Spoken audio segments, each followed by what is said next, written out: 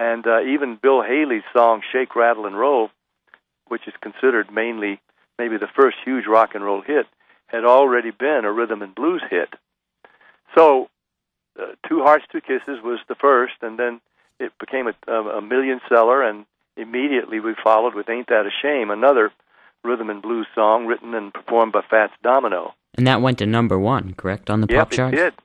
You've done your homework, Paul. I'm a big fan. Yeah, it did. It went to #1, sold well over 1 million records, and that made Fats happy, and it made Pats happy as well. And then in October of that same year, I had a record called At My Front Door. Crazy little mama come knocking at my front door, door, door. And it was also a million seller.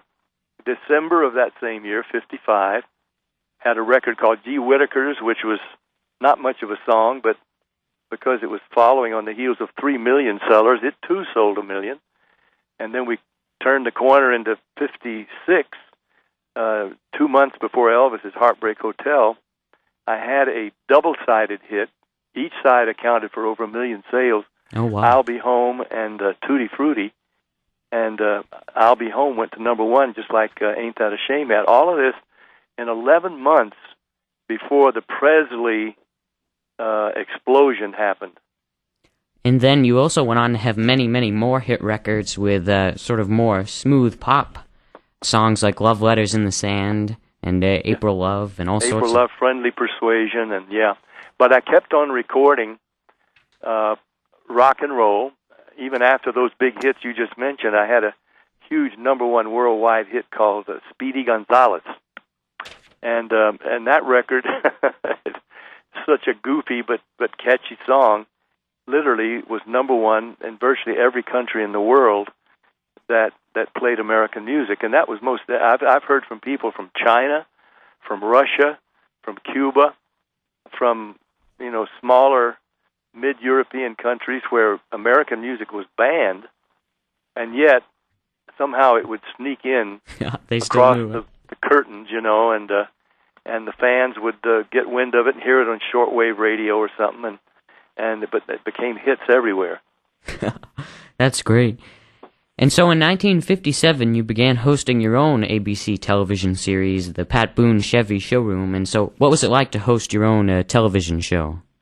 Well, you know what? It felt good. It felt almost natural because of the experience I'd already had in Nashville, hosting a radio show when I was in high school called Youth on Parade, and it featured teen talent, and I sang and did what few commercials we had, and then when I went to Texas, North Texas State, those two TV shows that I was hosting were the Bewley Barn Dance on Friday nights, an hour country music show, and I, of course, sang country music. And then on Saturday afternoons, there was a show called Foremost Teen Times, sponsored by Foremost Dairies. And that, again, was like Youth on Parade in Nashville, featured teen talent from all over Fort Worth, Dallas, McKinney, Richardson, all over the whole area. And I was, again, the host. I did the commercials for the ice cream and the other Foremost dairy products. And I did a radio show as well. So, I was very young. I was the youngest guy ever to have his own network television show. But when I stepped in front of the cameras at ABC and the red light came on, it felt no different than when I had done the shows in Texas or even in Nashville. So I'd had this wealth of wonderful experience even when I started the musical variety show as the youngest guy ever to have his own network show. I felt like a veteran already. I bet. And in addition to hosting your own show on ABC, you've also appeared, I'm sure as many of the listeners know, on many other television shows throughout the years, like the Perry Como Show and the Dick Clark Show and even the Beverly Hillbillies. Oh, yeah, Beverly Hillbillies. That show keeps popping up on TV after all these years. And people remember that I played this. Of course, I was playing myself, but a boy from Tennessee and the Beverly Hillbillies from Texas thought I was running from the law because I had a record. It was a phonograph phonograph record, of course, and I was helping Granny stir the collard greens out back, which of course I did love and do still. But yeah, and then the movies, and of course, I mean, goodness, Bob Hope's show and Perry's and Bing Crosby's and our own specials, and I wound up having my own a show on NBC daytime TV and a syndicated show for Filmways. So it just kept going, and boy, I've been one blessed fella. And so I know this is probably going to be a tough question, but I'll ask it to you anyways, if you don't mind. Yeah. Out of all the television appearances that you have made, is there one appearance that is probably most memorable for you? Well, let me think. The one that hops in my mind was on the Nashville Network. Okay. And it was sort of embarrassing, but hilarious. So if it gets a big laugh, I never mind it. I was getting ready to do the Will Rogers Follies in Branson, and I did that for a year, and it was a big hit show. But I was still learning how to be Will Rogers and try to look like him and sound like him and also rope like him, because he was the world's greatest roper, maybe the greatest roper that ever lived.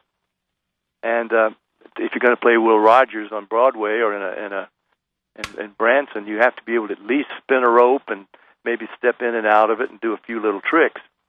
So on the Nashville Network show, I think it was called Music City, USA or something at that time, Crook and Chase were hosting, and oh goodness, Bobby Bear was on, and Chet Atkins was on, and I got out. They said, "Show us some rope tricks," and I said, "Okay." And I step out, and I was wearing that night. I have my own hair. I don't wear a hairpiece, but that night I was, because I was trying to look like Will Rogers. He had thick Indian Cherokee hair that fell down in his forehead all the time, and that's one of the things that made him look like Will Rogers.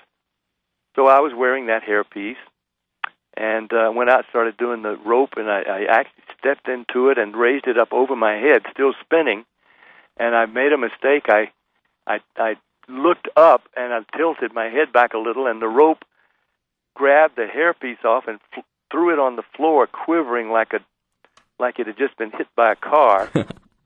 And, of course, the crowd went insane, just laughing. Nobody could quit laughing for about 2 minutes. I picked this wig up, put it on my head sideways, and then straightened it out, went back and borrowed a hat from somebody that he had on and put it on and pulled the hair down at my forehead like Will Rogers. And when the laughter finally would subside, I said, "Look, this is my Will Rogers hair." I mean, even when it went off, you could see there was hair underneath, but still, to flip a hairpiece off on national TV was memorable, to say the least. Well, I was just thinking that you're probably one of the few artists that appeared on the Nashville Network that losing their hairpiece wouldn't have been a problem for. Yeah, and would have just laughed it off. Actually, a couple of the big magazines like the Enquirer and I forget some of the others called me the next day and said they saw it and was it very embarrassing? I said, embarrassing? It was hilarious. I said, I think people saw that I have hair, but that was my Will Rogers hairpiece, and I thought it was a scream. I was sort of embarrassed because, you don't always have a chance to explain. And, of course, it wound up on YouTube. And the name of it may still be there. Pat Boone flips his wig. I'll have to go look that up. But I've had many other wonderful experiences, some that were, more sober than that.